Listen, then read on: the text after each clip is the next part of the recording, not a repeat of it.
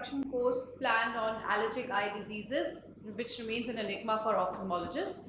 Can I request Dr. AIOC2023 to please join us on the dais? Like, it's too early in the morning for people to come here to listen to ocular allergy. We'll start the course on time.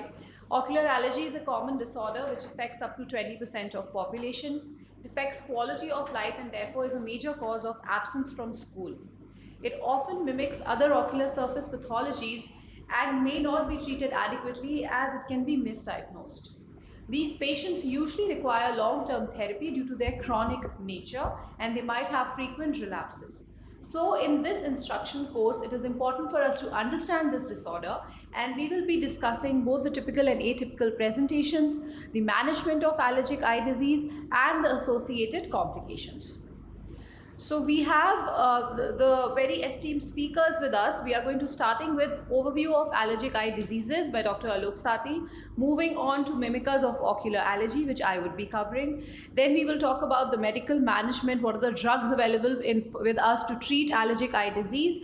And then subsequently, we'll have the last talk by Dr. Somshila Murthy on complications of allergic eye disease and role of surgery in ocular allergy. So I would request Dr. AIOC2023 to start his first talk on overview of allergic eye diseases and the different kinds of allergy that we have here. A very good morning to everyone. A very warm greeting from our institute. The topic that has been allotted to me in this instruction course by Dr. IKEDA is to give you all an overview of allergic eye diseases. We all know that allergic eye diseases affect 30 to 50% of general population, and out of that 40 to 60% of these individuals have ocular symptoms. So why this topic has been chosen? Because of the very fact that we are unsure about it. There's a lot of dilemma in our mind. We are baffled, we are confused, we are puzzled. So any adjective you use that suits to the allergic eye diseases, because the whole market is going on here. So why the baffledness? Where lies the baffledness? Especially in the diagnosis and in the treatment part. And why in diagnosis? Because there is similarity in symptoms and signs. If you look at traditionally, allergic eye diseases have been classified into 4 kinds. One is simple allergic, perennial allergic, atopic keratoconjunctivitis, and vernal keratoconjunctivitis. And we all know that the hallmark symptom of allergic eye disease is ocular itching. In seasonal, it occurs in a particular season, especially in the spring season because of exposure to the pollens. And in perennial, allergic conjunctivitis, which include perennial allergic, vernal, and atopic, in all these, the symptom persists throughout the year with exacerbations in between. So how to differentiate them? Like, it is easy to differentiate seasonal allergy because we know that the itching is occurring in a particular season. But how to differentiate the other 3 eye diseases? So we differentiate them based on severity of itching, onset and duration, and clinical signs. So if you look at the clinical features, simple allergic conjunctivitis, the hallmark thing is that there is a mild itching there, and it is seasonal in nature, so you can very well do that.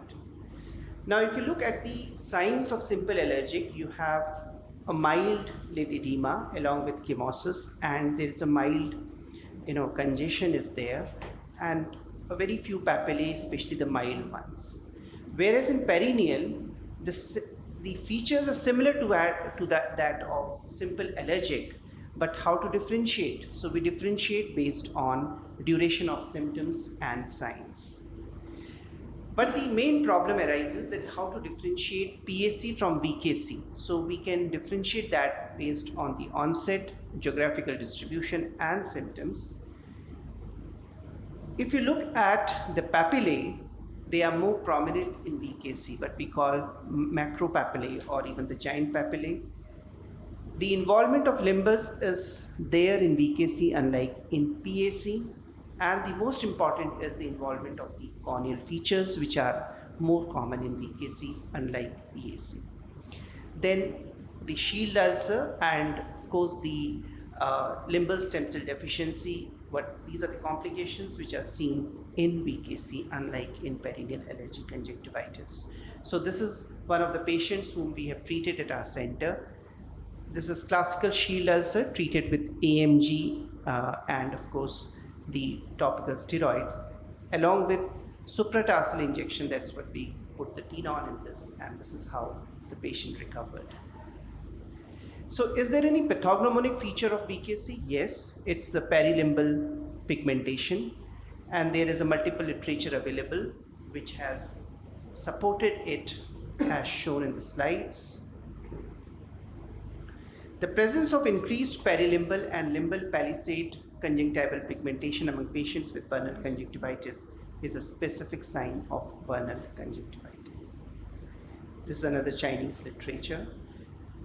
Now, what about AKC? AKC, how to differentiate it from VKC is the onset, which is there in adults in AKC, and there is always a history of atopy, like atopic, like hay fever, or even bronchial asthma and others. The lower tarsus is prominently involved in AKC along with subepithelial fibrosis. So if I sail you through one of our patients, he's a 53 years old male, a known case of atopic dermatitis since childhood with bronchial asthma, and he presented to us with these features with 360-degree LACD and the prominent plaque at the shield ulcer. So he was managed, and this is the left eye of the same patient. So he was bilaterally blind. But following treatment with azathioprine and topical steroid, azathioprine was given by dermatologist, he recovered to this extent in both the eyes, and today he is able to walk. The other challenge which lies is in the treatment. And why baffle is in the treatment? Because there is no set pattern of treatment strategy, and there are multiple anti-allergens available in the market. And I think this will be harped by our subsequent speakers. Thank you for your patience. Thank you, Dr. Alok Sati, for that wonderful talk. So we have covered all the different categories of allergic eye disease that we have. Can I invite Dr. Somshila to please join us on the dais over here before I begin my talk on mimickers of ocular allergy? So I'll be talking about mimickers of ocular allergy. I'm Dr. IKEDA from Delhi. Ocular allergy is often overdiagnosed. Lots of times we see that the diagnosis written on the prescription is allergic conjunctivitis, but there are a variety of conditions that can present with similar symptoms and signs of congestion, chemosis, and watering. What we need to remember that the predominant symptom of ocular allergy remains itching. Usually in the absence of itching, we need to look at different diagnoses. So what are the mimickers of ocular allergy? We have this conjunctivitis group. Then we have the dry eye disorders, including meibomitis and blepharitis. Flick-Tendler conjunctivitis, as it also affects young individuals, just like allergic eye disease. Episcleritis, and a rare differential for atopic keratoconjunctivitis, ocular cicatricial pemphigoid. So let's look at each one of these a little bit more in detail. How do we differentiate viral conjunctivitis when a patient walks into our OPD with redness, watering, and irritation? So here, usually the symptoms will be more prominent in viral conjunctivitis of irritation and foreign body sensation. Lots of times they will tell you that something has fallen into the eye and that's how they feel, much more than itching. So we need to ask this leading question. If we ask them if their lids are sticky in the morning, the probable answer to this question would be yes, and there could be associated lid edema as well. Viral conjunctivitis usually involves one eye and then spreads to the other, unlike allergic conjunctivitis, which usually involves both the eyes, although the presentation may be asymmetric. When we look at the lower fornix, we might find some serous discharge and a follicular reaction on the upper tarsal as well as the lower tarsal conjunctiva. When we have adenoviral conjunctivitis, we might get associated subepithelial infiltrates as well as membranes and pseudomembranes, and that would again help in establishing a diagnosis. When in doubt, we can palpate and look for preauricular lymph node involvement. Now, we have systemic features of viral conjunctivitis, which might be upper respiratory tract infection and fever. In allergic conjunctivitis also, these patients can present with sneezing or upper respiratory tract infection. Bacterial conjunctivitis has a predominant symptom of stickiness of the eyes, and there will be purulent discharge and intense congestion when we examine these cases, and these are very usually easy to pick up, and we don't confuse them very commonly with allergic eye disease. Another important subgroup when I talk about conjunctivitis is the toxic conjunctivitis. So we should ask the patient any history of him using drops or preservatives or plant extract like calotropis in the eye. Lots of times people will be using some indigenous drops which we won't know about till the time we ask this leading question. Now, how do we differentiate toxic conjunctivitis from the allergic group? Is that here the congestion is mainly in the lower tarsal conjunctiva, unlike the allergic group where the congestion is more in upper tarsal conjunctiva. There's usually absence of discharge, and the corneal involvement is also inferior. Then we talk about a very commonly misdiagnosed disorder as allergic conjunctivitis. Extremely common for us to see these patients in the OPD, which is meibomitis and blepharitis. Here, usually, instead of itching, the predominant symptom might be more of a burning sensation or irritation. So we need to pay attention to the lid margin and examine them closely. We might have associated signs which will point us to the diagnosis, including the superficial punctate keratitis, which can be interpalpebral, and marginal keratitis. Now, just to show you a case here, this is a 2-year-old boy who was being treated as allergic conjunctivitis, and he had recurrent episodes of itching with no relief, and different anti-allergic medications were prescribed to him. So when we examined him, we took take a closer look at this upper lid margin, and what we found here that he actually had pediculosis, and he would keep itching, he would keep rubbing his eyes. So everybody had misdiagnosed him as allergic eye disease. So this is something to keep in mind, that we Demodex and pediculosis can also be misdiagnosed as allergic eye disease. Then we have the dry eye group of disorders, which affects the older age group, can cause grittiness and dryness in the eyes, and these patients again present more with a pricking or burning sensation associated with intermittent blurring of vision. And when we have something like this, we're looking at the video here of aqueous deficiency dry eye, we need to ask the underlying systemic history, because we might be looking at a secondary Sjogren's syndrome. How to differentiate this from allergic eye disease on evaluation is that the position of the SPKs will be more interpalpebral here, unlike superior in VKC, and the other signs that will help us in establishing the diagnosis of dry eye. Now, superior limbic keratoconjunctivitis is something which we need to keep in mind, because here both the signs of bilateral inflammation of superior conjunctiva as well as the papillary reaction is the same as allergic eye disease. But how can we really differentiate then is that we need to look at the superior bulbar conjunctiva, and we would find that there would be redundancy of the bulbar conjunctiva and maybe even thickening. So this is how we can differentiate this disorder, and we might even come across filaments which will be more superior than inferior, and we have to ask for the underlying history of thyroid abnormalities. Now, a floppy eyelid syndrome is typically seen in male obese patients. These patients have very lax upper eyelid tarsus, which can be easily averted. So when they are sleeping, if they sleep in a particular direction, there will be more signs and symptoms on that side. So when they are sleeping, the upper tarsus gets averted, which leads to the symptoms and signs of congestion, irritation, and corneal involvement as well. Now, flictennular keratoconjunctivitis also affects young patients. This is a 5-year-old boy who had come with signs of redness and irritation in the eye. Now, this is usually unilateral. So he had this only in one eye and not in the second one. And how can we differentiate is that when we stain this nodule that we see because of the flicten, it usually takes up the fluorescent stain. This is how we can differentiate it from the limbal papillae. It'll look ulcerated rather than just taking up a diffuse or a punctate stain as we would see in limbal papillae. Episcleritis usually is almost symptomless. They might come to you just with painless congestion or a mild discomfort, and there will be no papillary reaction or no follicular reaction. Now we talk about ocular cicatricial pemphigoid, which we need to keep in mind when we are looking at atopic keratoconjunctivitis. This typically happens in older individuals. Atopic keratoconjunctivitis we see in adult age group, but not as elderly as probably OCP. And it is a bilateral progressive disorder which can cause severe dry eye with fornical foreshortening along with symblepharon and cicatrization.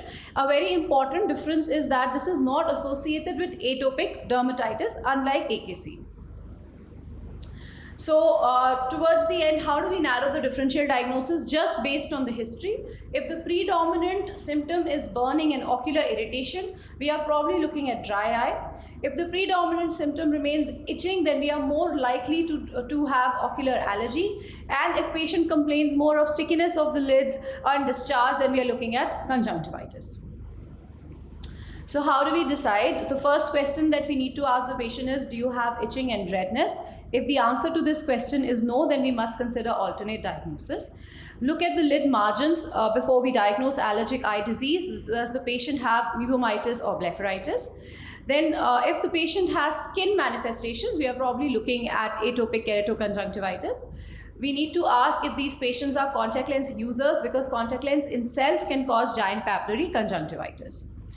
A systemic history is also very important. These patients can have associated signs of allergy, because allergic group of disorders presents along with the allergic eye disease as well as rhinitis and asthma. So we need to ask these leading questions, and if the answer to this is yes, then yes, we are probably looking at allergic conjunctivitis. VKC patients are usually young, although adult onset of VKC is also seen, and they can have itching throughout the year, but there might be exacerbation in the spring-summer months. They have cobblestone appearance of the papillae and the diffuse pigmentation that Professor Alok Sati very beautifully showed. That is very typical of these patients with VKC. And just a word to end about irritated conjunctivitis. We have so many environmental irritants and pollution, and that could also be a reason why a patient could feel recurrent redness and irritation in the eye, especially when they shift from one place to another. So this also needs to be kept in mind. Thank you for your patient listening. A wonderful talk by Dr. IKEDA, very well described the various mimickers of allergic eye diseases. Now I request Dr. Somshila Murthy to give her talk.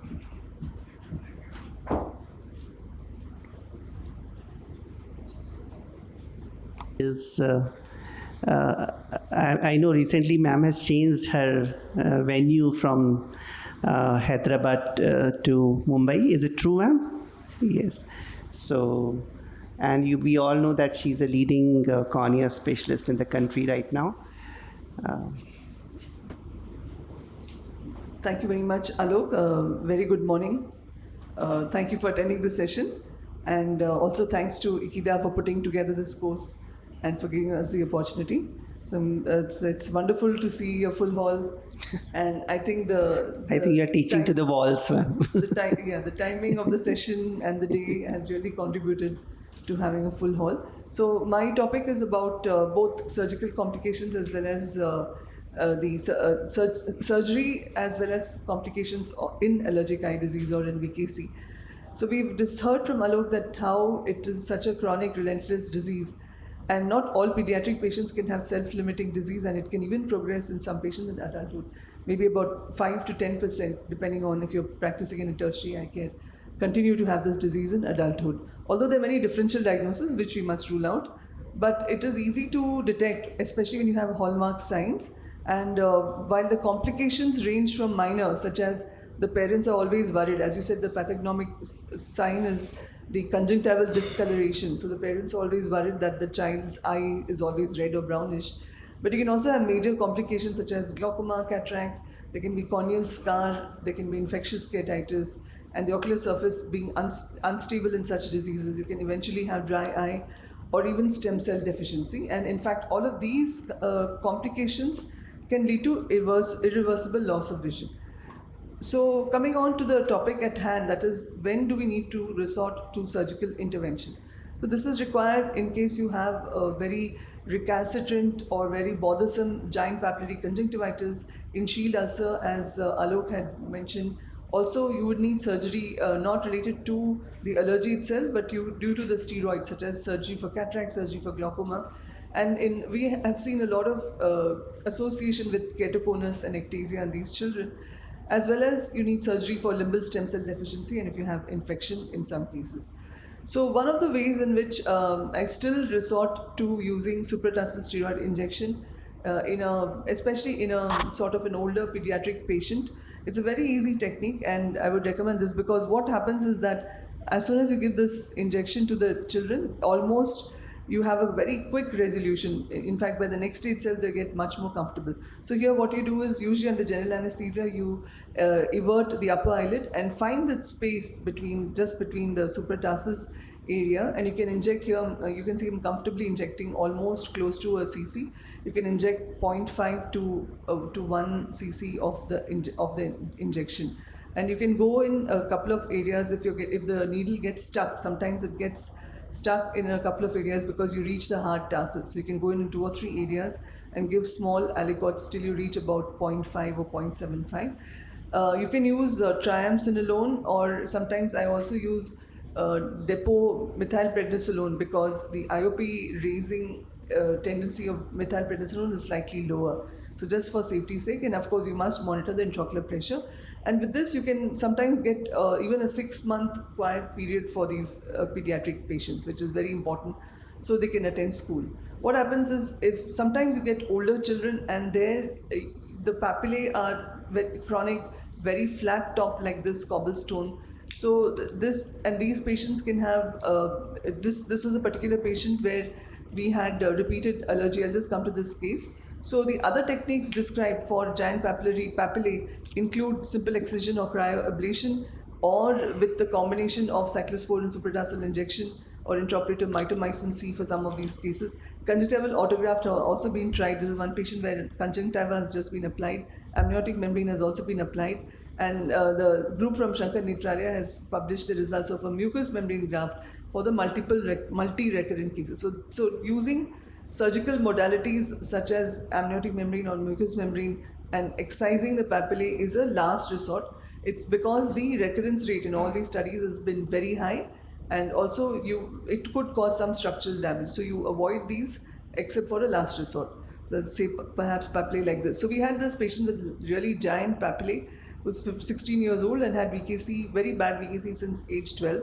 And the patient also kept on developing shield ulcers, was rubbing the eyes almost all the time, and was unable to perform well at school, and the child had gone into depression. So what we did is we tried steroids, including oral steroids. It didn't help much in terms of the eye problem, and so we went ahead and we did a gentle surgical excision and applied a double-layered amniotic membrane and gave a supratarsal injection. And this gave the child a lot of relief. In fact, after that, the patient did not have a very severe disease course. It was always mild. And we followed up this patient, and the child is now 22 years old and completed engineering also.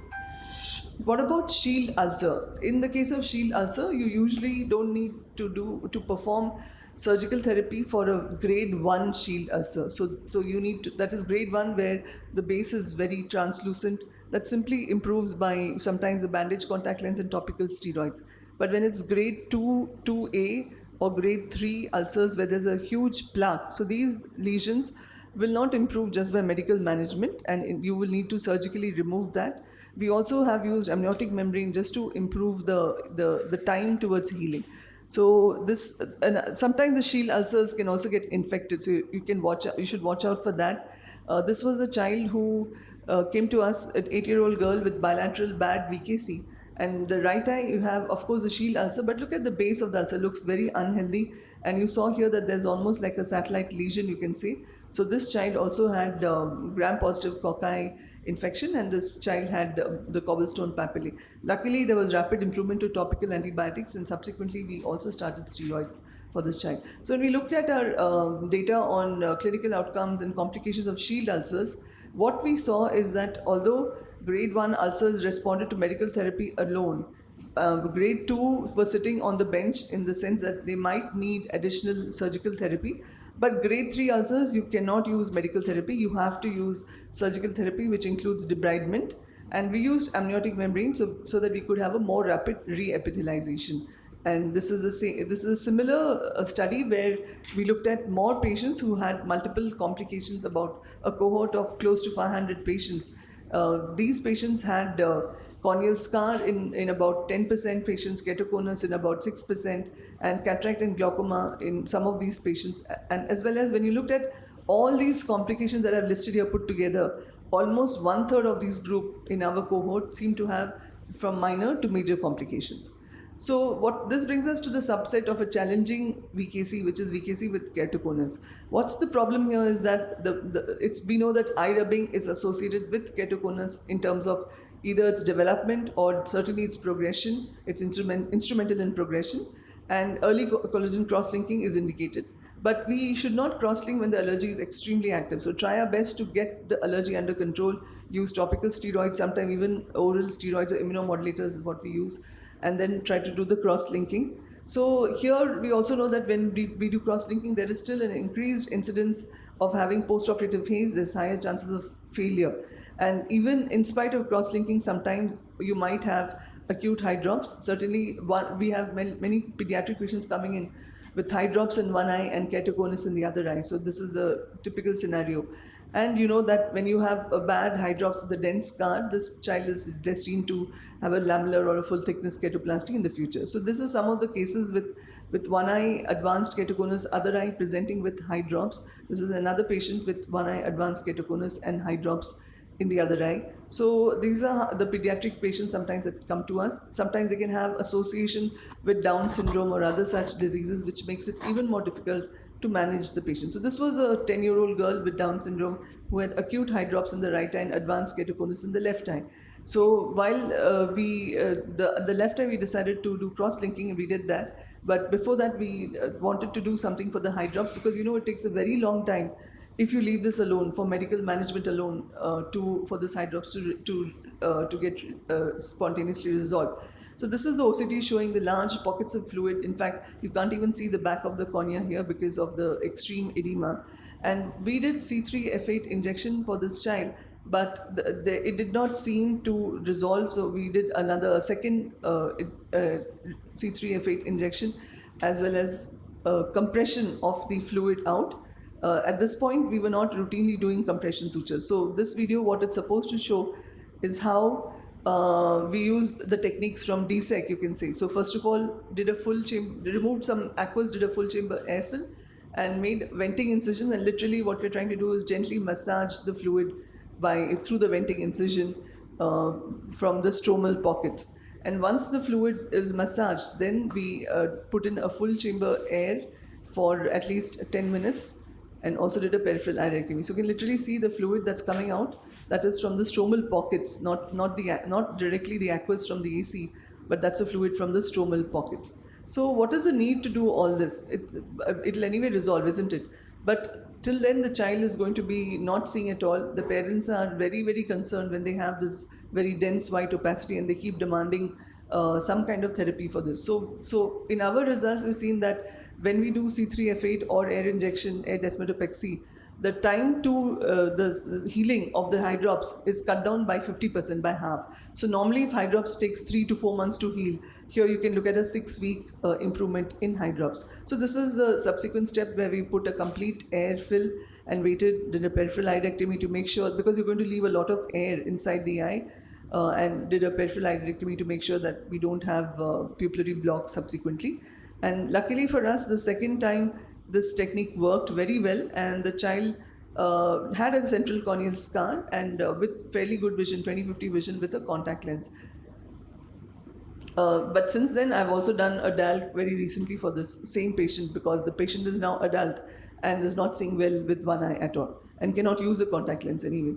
So what about compression sutures? So since maybe the past 3 years or so, we have moved on, which is an old technique. Compression sutures was described very well in the past, and we weren't doing it for some reason because we didn't have much belief in it. But one of our group, Dr. Sunita Chaurasia, looked at its role and very scientifically studied it. So what we saw is that if you combine compression sutures, especially in large eye drops, we have a much rapid resolution of the fluid even within a few weeks itself when it works.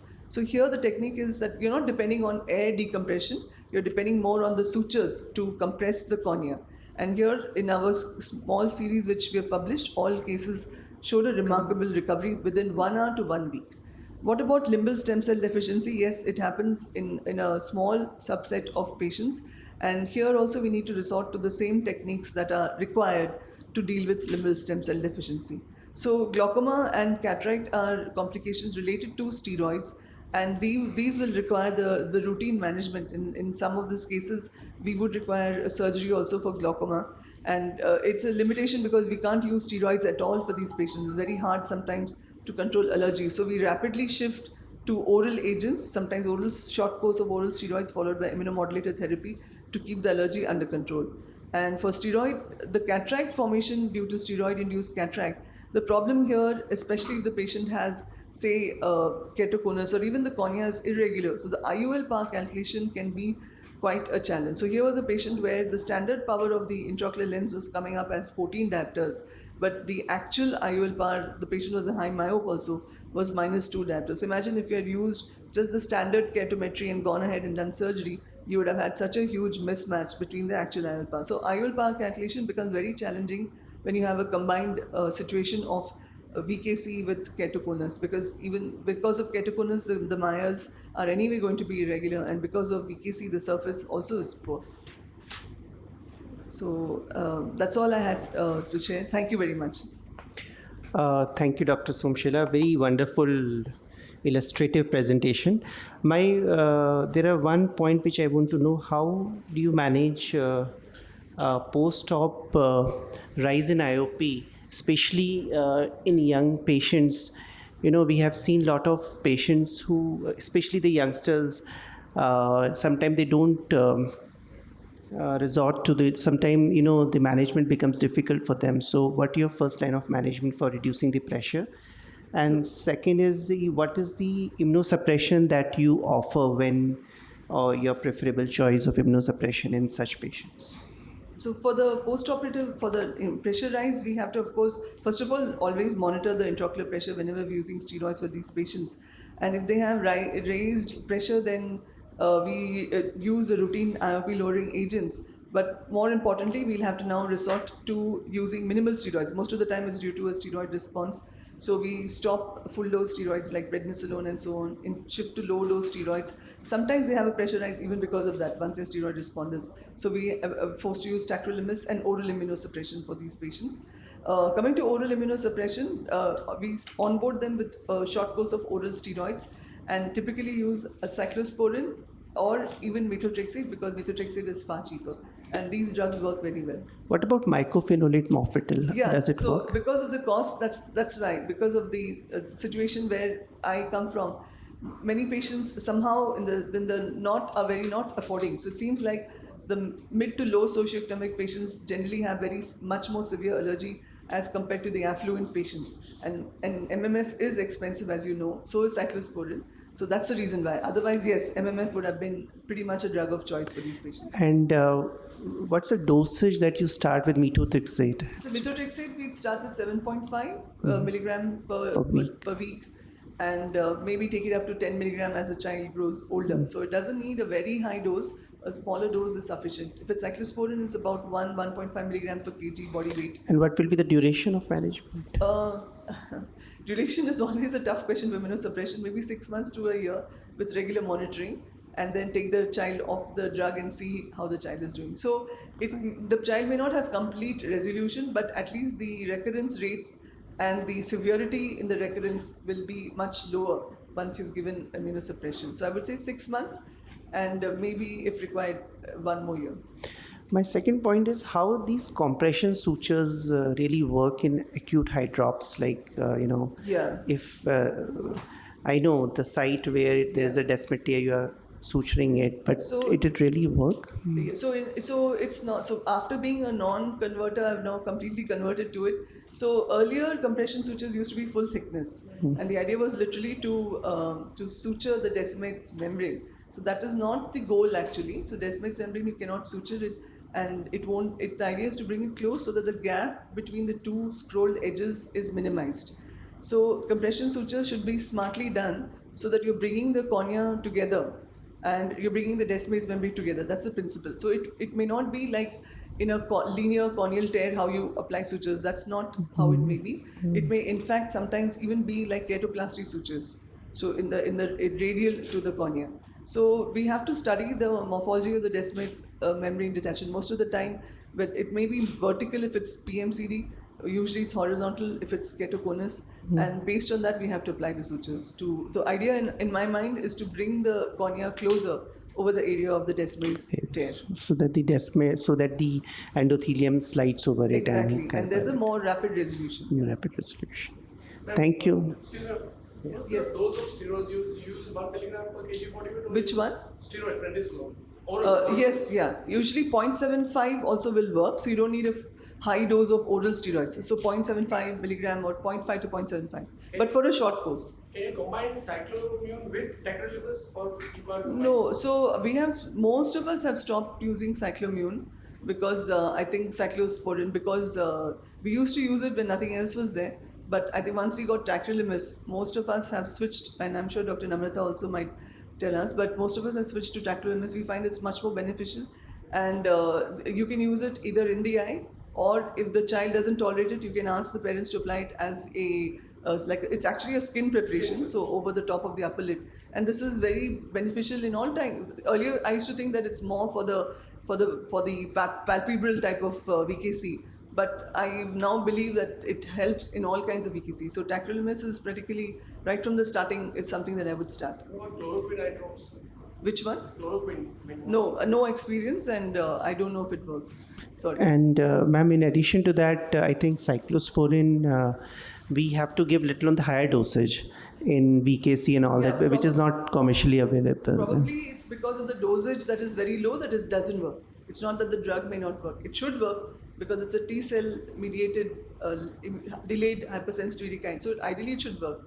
And oral cyclosporin does work. So I think it's more to do with the dose being small and the drops sting a lot for these pediatric patients. So they complain and the compliance goes down. But now we have tacrolimus as 0.03%, I think. So is it okay for the VKC patients, or that dose is, like you're told, just skin preparation, and now we have opthal preparation also. Right. So even with the ophthalmic preparation, some of the kids complain about that you have to intolerance here. Thank you. Thank you, ma'am. Now I request Dr. Namrata Sharma to give a talk on medical management of allergic conjunctivitis. And she has great interest in allergic eye diseases, so let's see what she delivers to all of us. Thank you, Dr. Alok. And I would like to thank IKEDA for making me a part of this very important course. And I would be talking to you about medical management drugs available in our armamentarium. So this may not be the most updated presentation because I was told only a couple of days before. So nevertheless, it covers almost everything. So the treatment modalities include the anti-allergic therapy, the anti-inflammatory therapy, lubricants and lifestyle management, surgical treatment, which I'm sure Somshila has talked to you about, and treatment of complications. This is essentially for vernal keratoconjunctivitis with symptoms, but this would also be true for any ocular allergy, and this is the flowchart that we normally like to follow. So if you look at the pharmacological measures, there can be anti-allergic drugs, anti-inflammatory drugs, lubricants, and systemic therapy. And in the anti-allergic therapy, you have topical antihistamines, mast cell stabilizers, or dual-acting drugs. The mast cell stabilizers are drugs like sodium chromoglycate and nidochromal sodium, which inhibit the mast cell degranulation. They are given in the frequency of 4 to 6 times a day, and the adverse events include transient blurring sensation. The topical histamines are like levocabastin, hydrochloride, and imidestin, and these are histamine receptor antagonists. Again, they are given in QRA doses, but they may also cause transient burning and dry sensation. Dual acting would have features of both, which include olopatadine, which we are very familiar with, also bepotastine ketotifen, and basically, they are a combination of histamine receptor blockade and mast cell stabilizing properties. They are given in the dose of OD or BD, and there may be transient burning sensation. Of mast cell stabilizers are the first line of agents, something like sodium chromoglycate or sparglutamic acid or rhodoxamide trimethamine or nidochromyl sodium in the percentages which are shown. And the mechanism of action is that they inhibit the mast cell degranulation, so they prevent the release of cytokines, which causes the membrane stabilizing action. And the rhodoxamide also inhibits the eosinophil activation and degranulation. Nidochromyl, on the other hand, acts on multiple cells. Frequency is 4 to 6 times a day, and there are hardly any side effects. Topical histamines, the problem with them is that they do induce some kind of a dry eye. They block the inflammatory effect of the endogenous histamine, preventing the pro-inflammatory cytokine secretion. The most commonly ones are the H1 receptor blockers, and then there are newer generation selective H1 blockers which are preferred over the first generation antihistamines. For example, levocabastin hydrochloride 0.5 or 0.05% and imidestin difluramate, which is 0.05%. Now, the dual acting agents, like I said earlier, would act on the histamine receptor and block it and also stabilize the mast cells. They do have anti-inflammatory properties, and they inhibit the release of TNF alpha and other mediators on the basophils and eosinophils as well as the conjunctival epithelial cells. They inhibit the chemotaxin, leukotriene activity and platelet activation, and also inhibit the eosinophil activation and decrease the vascular permeability. For example, alpha-ketyrene, azilastine, bipotestin, epinestin, ketotifen, and olopatidine. Now, advantages, like I said earlier, are because of the histamine component, there's rapid onset of action, and because of the mast cell stabilization, it gives you a long-term benefit, and there are hardly any adverse events. Then anti-inflammatory drugs can also be given, such as topical NSAIDs, corticosteroids, or immunomodulators or calcineurin inhibitors. Topical NSAIDs are like ketorolac and diclofenac. They inhibit the release of prostaglandin E2 and 12, and they are given in the dose of 2 to 3 times a day, but they can cause burning sensation and corneal melt. And one has to be really careful in those cases where you're using these drugs, for example, VKC, where there's limbal stem cell deficiency, etc., because there the melts can occur. Then steroids, of course, remain the drug for controlling the inflammation in cases of ocular allergies, and these include the low dose ones like lotepretinol, fluoromethalon, or the high dose ones like dexamethasone, high potent ones like the dexamethasone, betamethasone, prednisolone, and diflupredate. They have anti-inflammatory agents, and they inhibit the gene transcription and activation of the pro-inflammatory transcription factors, and they are given in the dose of 2 to 4 times a day. Again, these can increase IOP, they can induce glaucoma, and they can also lead to formation of cataracts. The immunomodulators are the calcineurin inhibitors, are classically topical cyclosporin and topical tacrolimus. They are given 2 to 3 times a day, and the flip side is that they cause burning and ocular irritation, and both of them work by the same mechanism, that is blocking the T2 lymphocyte proliferation and interleukin 2 production. Now, the topical non-steroidal anti-inflammatory agents, they would decrease ocular itching and would cause conjunctival hyperemia, because they do cause some amount of congestion. And drugs like drugs which are used for non-steroidal anti-inflammation are like ketorolac, bromfenac, and diclofenac. And like I said earlier, they may cause corneal problems. Now, this I have already talked about. Only thing is that I would like to give topical steroids, especially if it is very severe or it is recurrent, just to break that cycle over there, and then taper it slowly, and then continue with the other agents which can be which show anti-allergic effect. Now, they are not recommended for long-term use, and they should not be given as first line of drugs. I think this we've already talked about, and also this. We are also shifting to tacrolimus, but I think I still like cyclosporin, and now we do have in higher concentration, but I do agree that for cases which are recalcitrant, you may require 1% or 2%, which is not easy to obtain, and which is has to be reconstituted in the pharmacy. So we have an ocular pharmacy where the higher concentration of the drugs are reconstituted. Now, topical mitomycin C 0.01% is used rarely in severe refractory cases as well, but personally, I don't have any experience with this. Of course, lubricant should be given because they would provide symptomatic relief in acute phase, provide lubrication, will help in washing out the inflammatory mediators from the tear film, will protect from the mechanical rubbing effect of the papillae in cases of VKC, and will also help to treat complications of VKC like dry eye and shield ulcer. I think lifestyle modifications do play a role, like cold compresses, avoiding eye rubbing, and dark goggles. And sometimes when it becomes very recalcitrant, I think you do need to give a short course of systemic steroids also, because that kind of breaks the vicious cycle, and then you can continue with the topical drops. I have not tried oral cyclosporin or IV immunoglobulin in cases of allergies as such, and I'm sure they have a role to play, but there are no randomized controlled studies or studies with larger number of subjects. So thank you very much for your kind attention.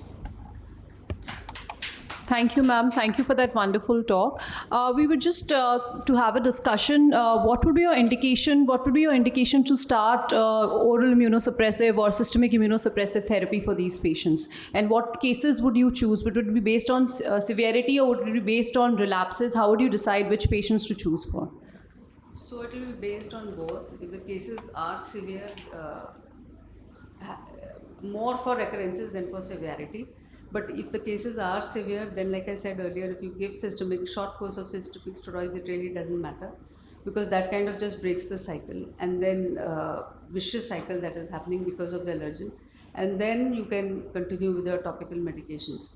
Immunosuppressants, I would start very rarely, not very frequently, because almost all of these people with ocular allergies, at least 70-80% are children. So my threshold for starting the immunosuppressants is not, I'm not very keen to start it in children especially. Ma'am, any experience with omalizumab in these patients? Not used. Thank you. Thank you so much, ma'am. Do we have any questions from the audience? Yes, please come to the mic. Do you use systemic mast cell stabilizers like montelukast rather than starting steroids or immunosuppressants? Like you will start for, say, atopic dermatitis or allergic rhinitis, or the child has other systemic atopies like getting those early morning coughs and all. So sometimes I would put for 2 to 3 months on montelukast, 4 milligrams Monter-Kid. I've seen fairly good control for just overall, like just part of the systemic so that helps. Anti-allergies. Okay. I don't use it, but yes, I agree. If they are having other systemic components also of allergy, then possibly you can start them. But for isolated non-steroidal and non-immunosuppressing, don't suppress that. So for isolated ocular allergies, I have not started. Thank you. So we do add a lot of systemic, especially in those patients where they have the allergic component, allergic rhinitis, and including milozumab or one of the new mAbs, so that the dermatologists use. And they what they do is that they look at the IgE levels, and I think if it crosses a particular threshold, then they use that. So I don't know if it's efficient in VKC. So, but systemic allergy, they use it, and if the IgG levels are high, I think it sounds sensible to start it. But montelukast and other such agents, good old cetirizine in our non-affording patients, or leflunomide, or these are some of the other agents that we can use which are safer than using oral steroids, for example, or oral long-term immunosuppression. So if they help, they help. So sometimes one of our teachers, Dr. Sangwan, keeps saying that you keep the patient and family busy. So their attention is diverted from the problem and they're thinking of something or the other. Thank you, ma'am. Thank you. Do we have any other questions?